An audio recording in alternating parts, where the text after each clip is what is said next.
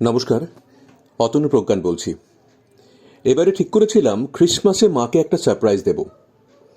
তাই 23শে December Binodini Opera theatre দেখতে একাডেমিতে পৌঁছেও বলিনি যে বাকি দিনের কি প্ল্যান আছে। তা একাডেমিতে পৌঁছে যখন দেখলাম হাতে আধ ঘন্টা মতো সময় আছে, তখন মনে হলো যাই যিশুদার বাড়িতে একটু ঢু মেরে আসি। পাশেই তো সেন্ট পলস গির্জা। হাঁটতে হাঁটতে দেখা সাক্ষাৎ করতে গেলাম। ক্রিসমাস সপ্তাহ এখানে রঙিন প্রজাপতিতে ছড়াছড়ি। তখন চার্চের ভাবগম্ভীর সুরেলা পরিবেশেও ক্যারলের মূর্ছনা।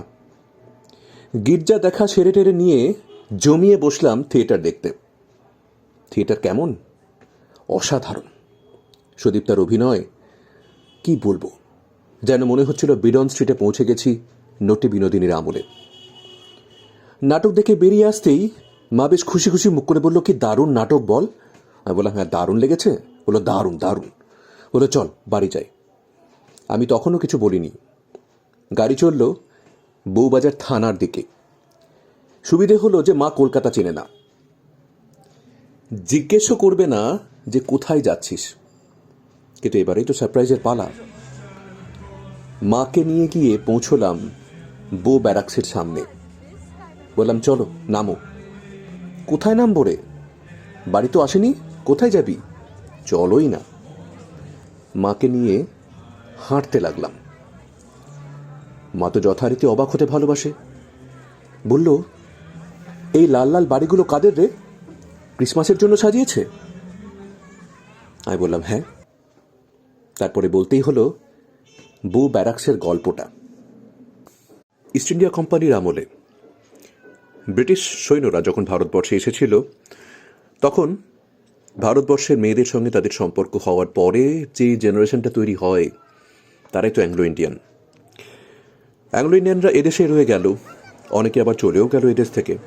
তারপরে ভারতবর্ষ যখন স্বাধীন হলো, তখন যাদের অনেক টাকা পয়সা আছে তারা তো বিভিন্ন বিদেশে টিদেশে চলে গেল, কিন্তু বাকিরা অনেকে স্বেচ্ছায় কিংবা কারো আর্থিক নিরাপত্তা ততটা না থাকার জন্য তারা এদেশেই থেকে গেল এই বাড়িগুলোতে।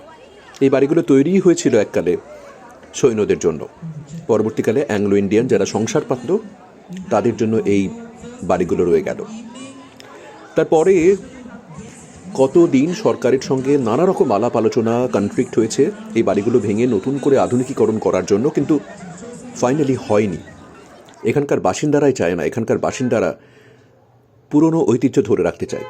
ফলে বো ব্যারাক্স কলকাতার একটি ঐতিহ্য, কলকাতার একটি গর্ব। আলোয় আলোয় ভরে আছে এ চত্বর। মঞ্চে ইংরেজিতে গান বাজনার তালে তালে নাচছে দর্শক আসনের পুচকিরা। কলকাতা ভারতের সাংস্কৃতিক রাজধানী কিনা জানি না, তবে কলকাতা ভারতের সবচেয়ে আবেগপ্রবণ শহর এ বিষয়ে একেবারে নিশ্চিত আমি। বাঙালি আনন্দ করতে জানে। এই পাড়াটি অ্যাংলো ইন্ডিয়ান পাড়া, বেশিরভাগ মানুষই অ্যাংলো ইন্ডিয়ান। যারা এখানে ভিড় করে আজ সেলিব্রেশন দেখতে এসেছে তারা কিন্তু ভেতো বাঙালি। বাংলায় কলকল বলে দিচ্ছে দুর্গাপুজোর প্যান্ডেল, আর ক্রিসমাসের এই আলোর উদযাপনের মধ্যে বাঙালি আলাদা করে দেখতেই চায়নি কোনোদিন। আনন্দটাই বাঙালির কাছে আসল কথা। সেলিব্রেশন, উদযাপন, বাঙালি হিসেবে ভীষণ আনন্দ হচ্ছিল। দেখছিলাম কত যে খাবার চারিদিকে, কি খাবো আর কি খাবো না। অ্যাংলো ইন্ডিয়ানরাই ছোট ছোট ছোট ছোট দোকান তৈরি করে ম্যাক্সিমাম বসে আছে। তাছাড়াও আরও অনেকে বসে আছে।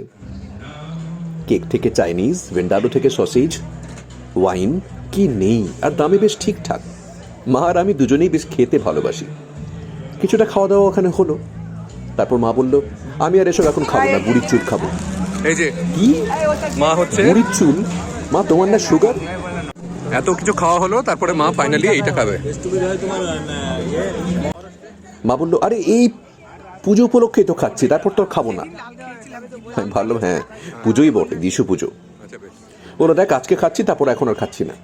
তো মা প্রত্যেকবার এটা খাওয়ার আগে এরকম বলে যে আজকেই লাস্ট। ঠিক আছে, খেলো। বললো, শোন, আমি আগের বার গোলাপি রঙেরটা খেয়েছিলাম, এখন আমি ম্যাঙ্গোটা খাবো। ঠিক আছে, ম্যাঙ্গো খেলো। ওটা শেষ হওয়ার পর বললো, এই শোন, মালাই আইসক্রিম না হলে মুখটা ঠিক মানছে না। বেশ, তাও হলো। এবারে কি খাবে? না, আর কিছু খাবো না। ওদের জন্য কি নিবি? আমি বললাম, তোমার কোনো চিন্তা নেই, আজকের ডিনার ভরপুর নিয়ে যাব ওদের জন্য।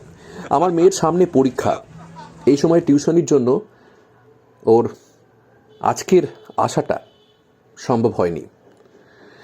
আর বেচারিকে পাহারা দিতে ওর মাকেও থেকে যেতে হয়েছে।